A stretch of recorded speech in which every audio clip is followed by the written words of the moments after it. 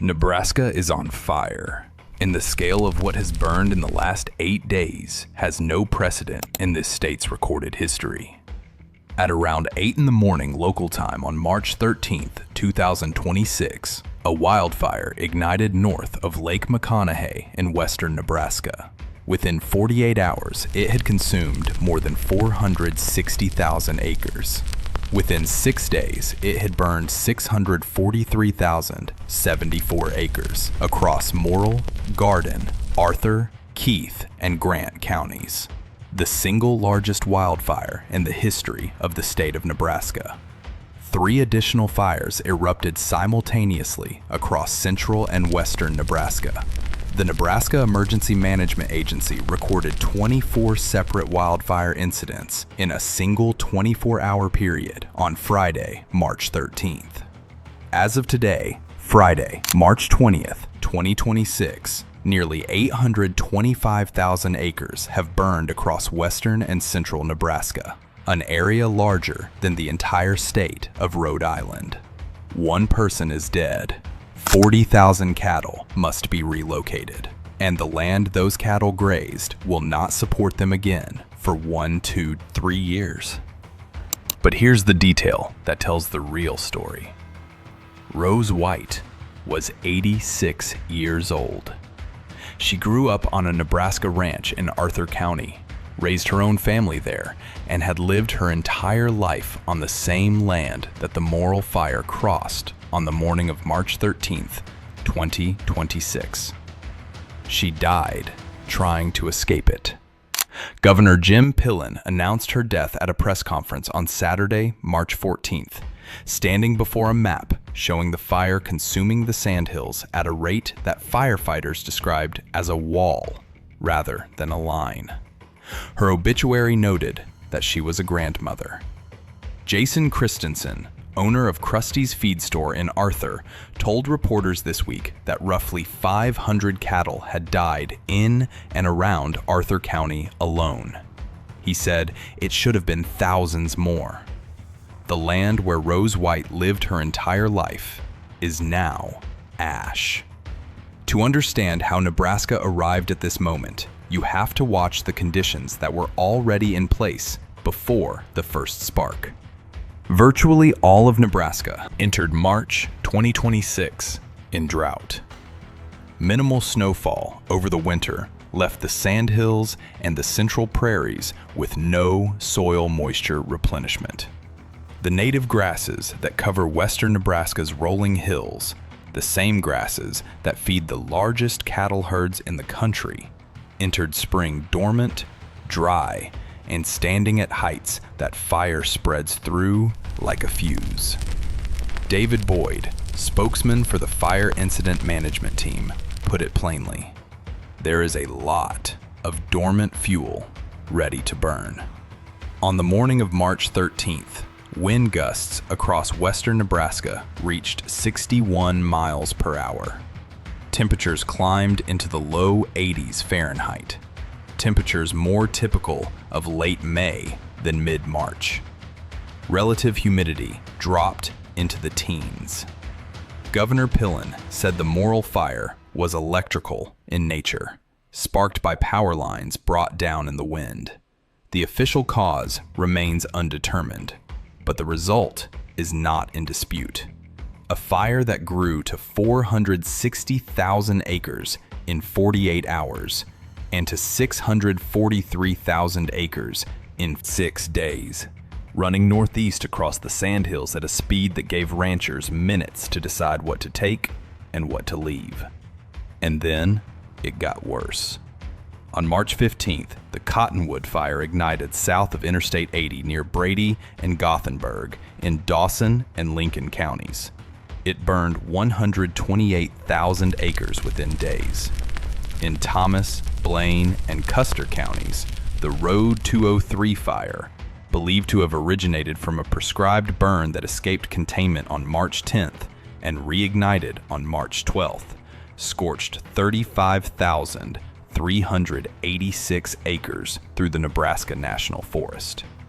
The Anderson Bridge Fire in Cherry County added another 17,000 400 acres.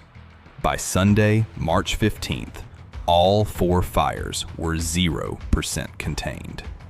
A winter storm bringing blizzard conditions to eastern Nebraska that same weekend brought only high winds and plunging temperatures to the western fire zones.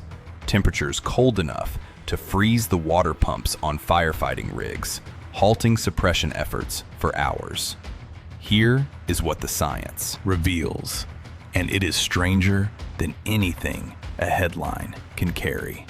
Nebraska is the second largest cattle-producing state in the United States.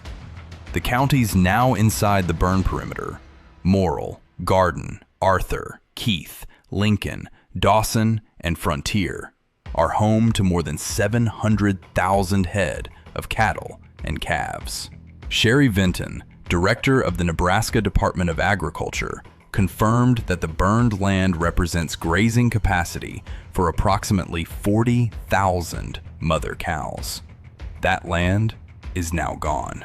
Randy Sainer, a Nebraska Extension livestock systems educator based in North Platte, said the burned sandy sandhills ground could take 1 to 3 years to recover. Longer if spring rain does not arrive. The grasses need moisture to regenerate. The cattle need the grasses to survive.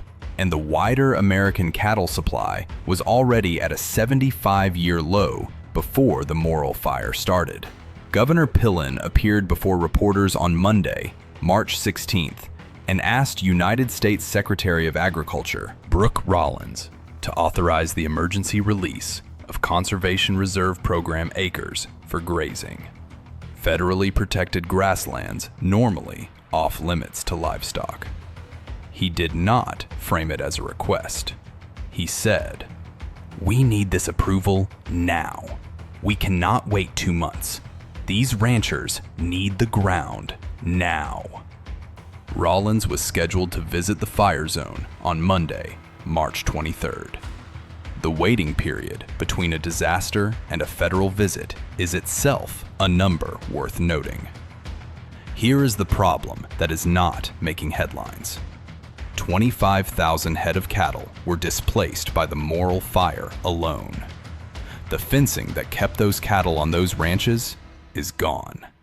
The hay stockpiled to feed them through dry periods is ash. Brenda Masick, a producer in Purdom, Nebraska, and former Nebraska cattleman president, said this week, "If we do not get rain, a lot of cattle are going to have to hit the markets or be shipped to a feedlot."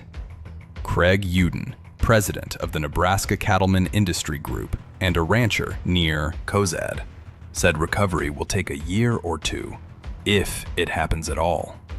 This is not something anyone recovers from in the next 6 months.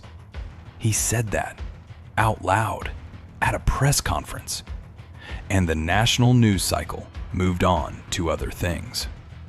Nebraska is the second biggest cattle state in a country where beef prices are already historically elevated, where cattle inventories nationally are at a 75-year low, and where Tyson Foods closed a major beef processing plant in Nebraska earlier this year.